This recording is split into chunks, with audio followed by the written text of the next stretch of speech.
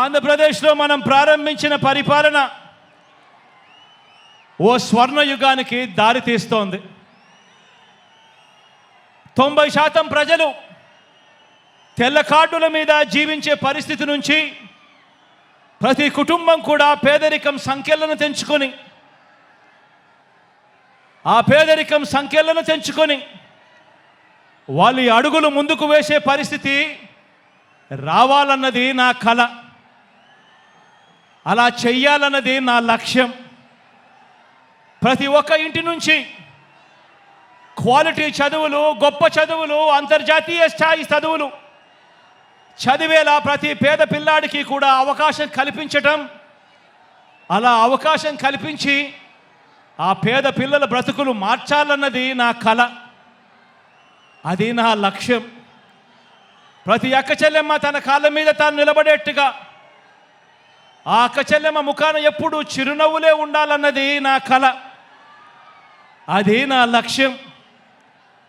ఏ ఒక్క రైతన్నా కూడా వ్యవసాయం వల్ల నష్టపోయాననే చెప్పే పరిస్థితి రాకూడదు. వ్యవసాయాన్ని పూర్తిగా మార్చాలన్నది నా కల. అలా చెయ్యాలన్నది నా లక్ష్యం. ఇక ఏ ఎస్సీ, ఇక ఏ ఎస్టీ, ఇక ఏ బీసీ, ఇక ఏ మైనారిటీ, ఇక ఏ పేద కూడా పేదరికం వల్ల ఎదగలేకపోయాడు అనే పరిస్థితి ఉండకూడదు. పేదవాళ్ళు, ఆ పేదవాళ్లకు సమానమైన అవకాశాలు వారికి రావాలి. కావలసిన సాధికారతలన్నీ కూడా వాళ్ళకు కల్పించగలగాలి. అలా చేయగలిగితేనే వారి ప్రపంచం మారుతుంది. అలా మార్చాలన్నది మీ బిడ్డ కళ, మీ బిడ్డ సంకల్పం, మీ బిడ్డ లక్ష్యం అని చెప్పి ఈ సందర్భంగా తెలియజేస్తా ఉన్నా.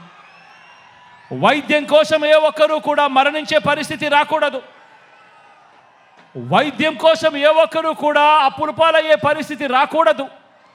వైద్యం కోసం ఏ ఒక్కరూ కూడా ఆస్తులు అమ్ముకునే పరిస్థితి రాకూడదు.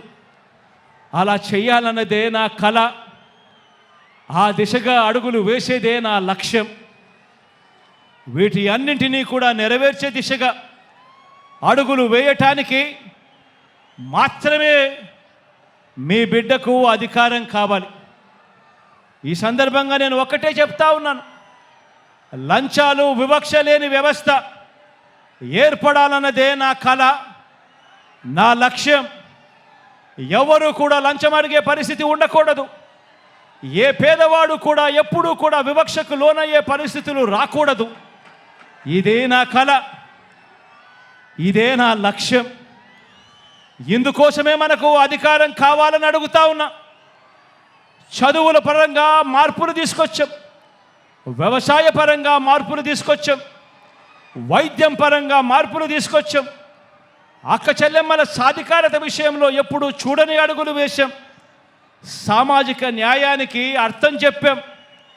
పారిశ్రామికంగా, మౌలిక సదుపాయాల పరంగా, ఉద్యోగ ఉపాధి అవకాశాల పరంగా ఎప్పుడు చూడనట్టుగా ఏపీని నెంబర్ 1 దిశగా అడుగులు వేయటానికి అడుగులు వేగంగా పడుతూ కృషి చేస్తూ ఉన్నాం. అద్భుత ఫలితాలు ఇచ్చేలా అడుగులు వేయాలన్నది, వేస్తూ ఉన్నది. ఈ ప్రయాణం మధ్యలో ఉన్నది. ఈ ప్రయాణం ముందుకు పోవాలి. పేదవాడి భవిష్యత్ మారే పరిస్థితి రావాలి అన్నదే నా కల.